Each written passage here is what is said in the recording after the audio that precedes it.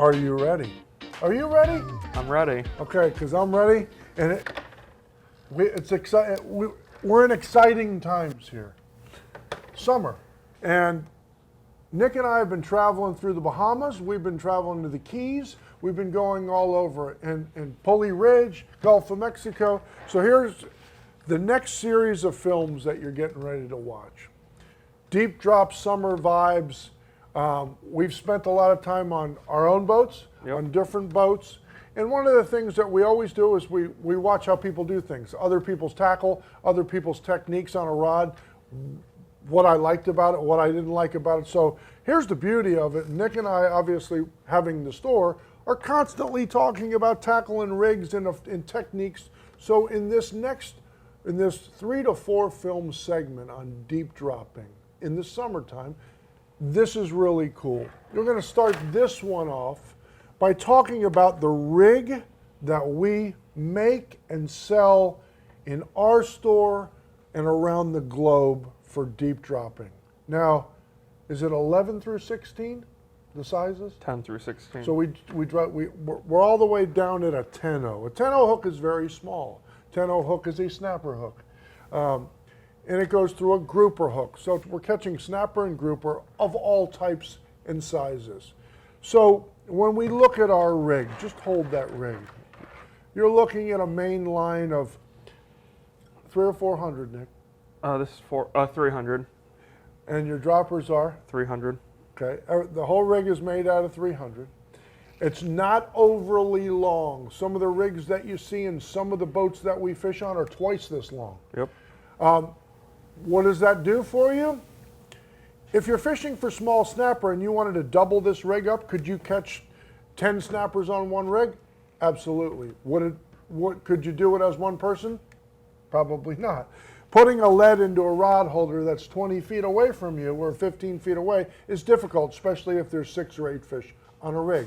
Now, if you're only fishing one rig and you have 2 guys, yes, can you do that?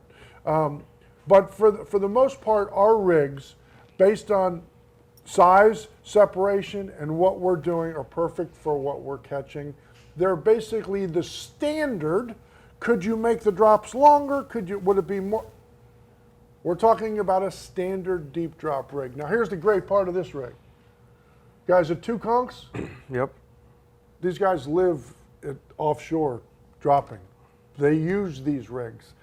Jack Carlson, who owns 2 conchs, and all the captains love this rig.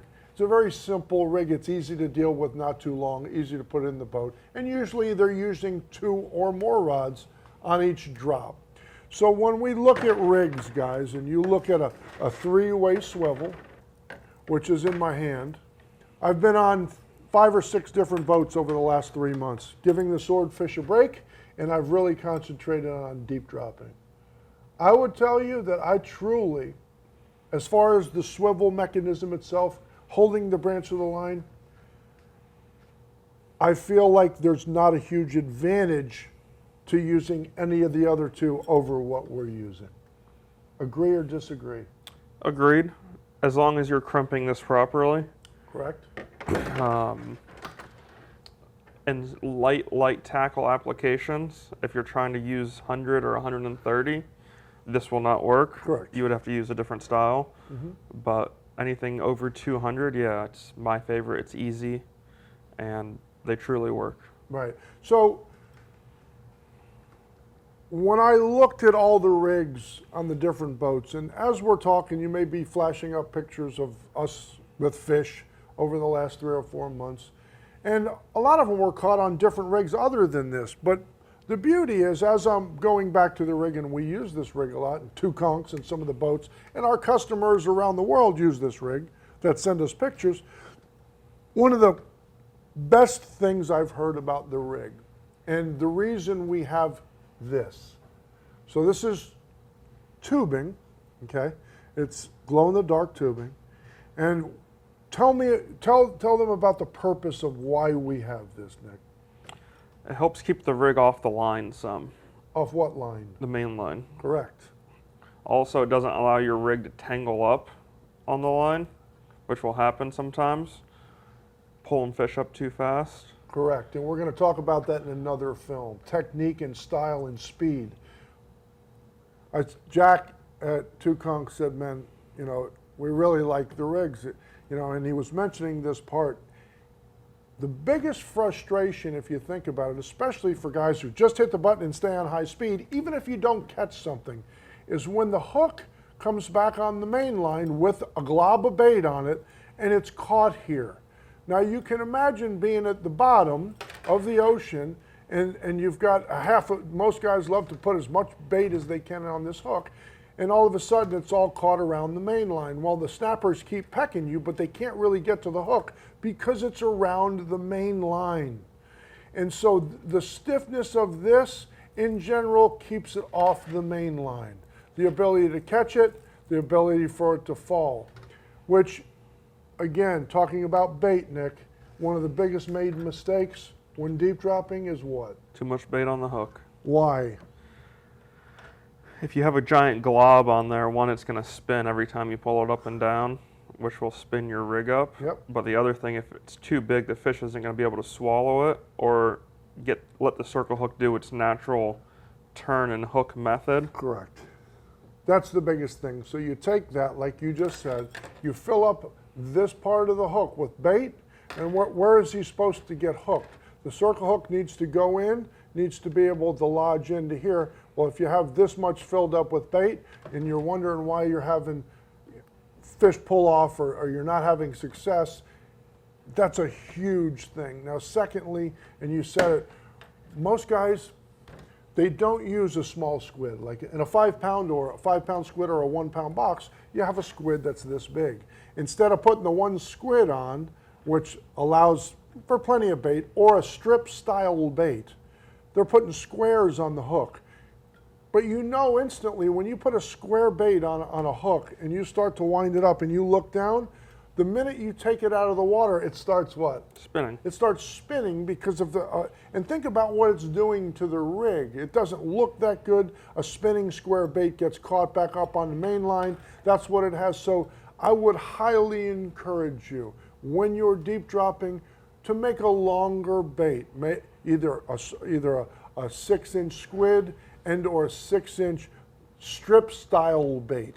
That way it's got even flow as it goes down. They all follow each other. It's way more attractive looking than a square bait and a lot less cumbersome on the rig. It allows the rig to, instead of the spinning. So in addition, so the whole rig is made of 300. Yep.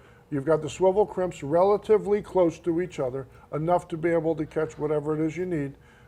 At the bottom of the rig, snap swivel. Top of the rig is a loop. Most guys have a snap swivel on their rod.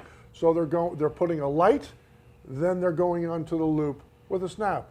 So the snap swivel goes here on the loop. This is your rig overall, maybe 5 to 6 feet. You've got a snap swivel that we're going to talk about here at the bottom. Now, go ahead and hold that for 1 second. I just want to show you something. We're going to get in depth about a snap. Some guys don't use snaps. Other guys love snaps. Some guys use other things. In the next couple of films, and I'm going to give you the coming attractions here because it's important. We've navigated this rig that we sell, that you sell in most all of our wholesale stores. It's probably close to our #1 product. It's an awesome rig. It's very simply done and it's thought out, like you can hear. In the upcoming films, we're going to talk the difference of why we use the 39960 non-offset hook and some others, some narrow or super sharp hooks. We're going to discuss the difference between rigs like this where you see small circle hooks that are really narrow, super sharp, and the differences between this as well. We're also going to show you some tricks with what we used to use with the tie wraps to ensure not losing a lead. But summer's here. We've been traveling around, Gulf of Mexico, Bahamas out front, the Keys, a lot more to come. The nature of the rig, let's do it. I'm ready.